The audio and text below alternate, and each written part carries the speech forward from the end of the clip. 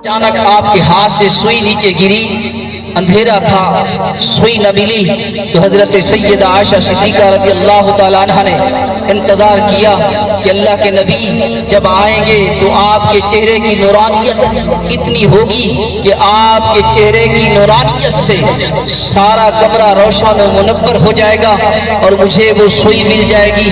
حضرت سیدہ عائشہ صدیقہ رضی اللہ تعالیٰ عنہ نے انتظار کیا، میرے کریم آقا صلی اللہ علیہ وسلم تشریف لائے۔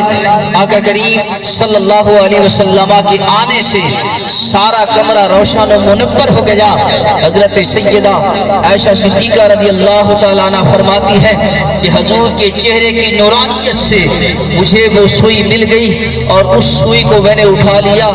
سوئی اٹھانے کے بعد حضرت سیدہ عائشہ صدیقہ رضی اللہ تعالیٰ عنہ عرض کرتی ہیں، یا رسول اللہ صلی اللہ علیہ وسلم، آپ کا چہرہ انور کتنا خوبصورت ہے، آپ کا چہرہ انور کتنا حسین و جمیل ہے، آپ کا چہرہ انور کتنا نورانی ہے۔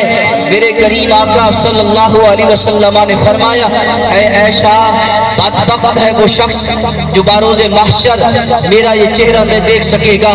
حضرت سیدہ عائشہ صدیقہ رضی اللہ تعالیٰ عنہ کرتی ہے، یا رسول اللہ صلی اللہ علیہ وسلم، بدبخت کون ہے؟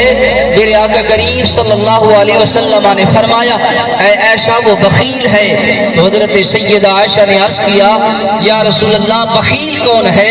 میرے کریم آقا صلی اللہ علیہ وسلم نے فرمایا، اے عائشہ، بخیل وہ ہے کہ جس کے سامنے میرا نام لیا جائے، میرا نام سن کر میری ذات پر درود نہ پڑھے، وہ بخیل ہے، بروز محشر میری ذات میرے چہرے کو وہ نہ دیکھ سکے گا۔